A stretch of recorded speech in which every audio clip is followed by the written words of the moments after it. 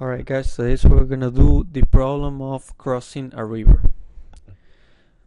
This problem is very easy. All you have to do is use the equation of kinematics, one of the important ones, which is S equal S naught plus V naught times the time plus 1/2 times the acceleration t squared.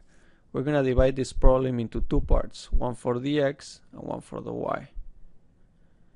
And then we're going to get two equations which we're going to use to solve to see how much it takes for this swimmer to get to this other side. When we get the time, we can figure it out what the starting velocity should be.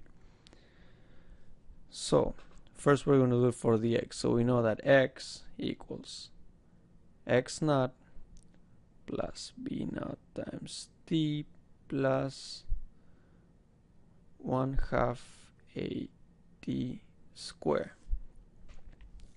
Now we know that x naught is 0 because we start at the 0, and we know that there's no acceleration, so that's 0 as well.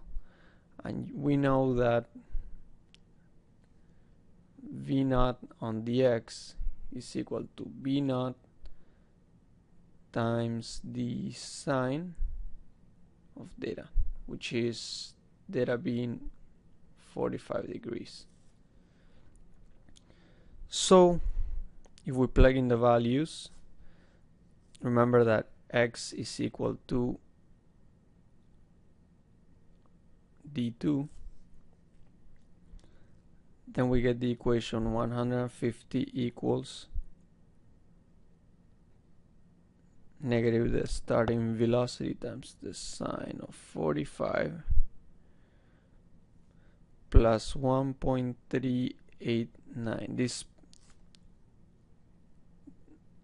is the velocity of the river, which is 5 kilometers per hour. We convert it to 1.389 meters per second times the time. We're gonna call this equation 1. Now we're gonna do the same thing but for the y.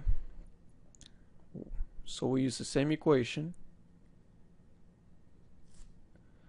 times the time plus 1/2 a t squared. So we know that this is 0 and this is 0 because there's no acceleration, nothing is really affecting on the y. So we gotta do is plug in the numbers. Remember that this y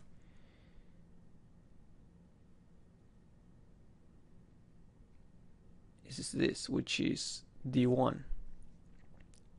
So when you plug in the numbers, you're gonna get that 200 is equal to starting velocity times that would be the cosine of 45,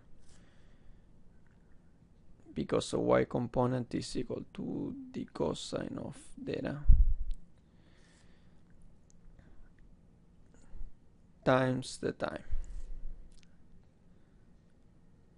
We're gonna call this equation 2.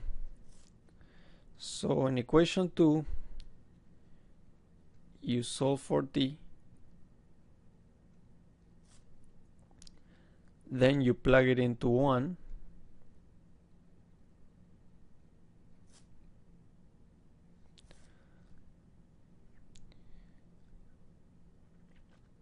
and then you solve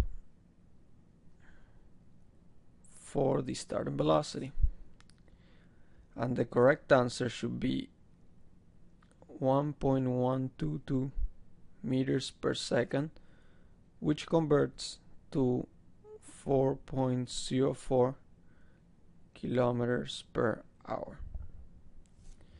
Usually when you have this kind of problems, you always try to divide it into two problems, an x and a y problem, and then if you got two variables, then with two equations you can solve that system of equations.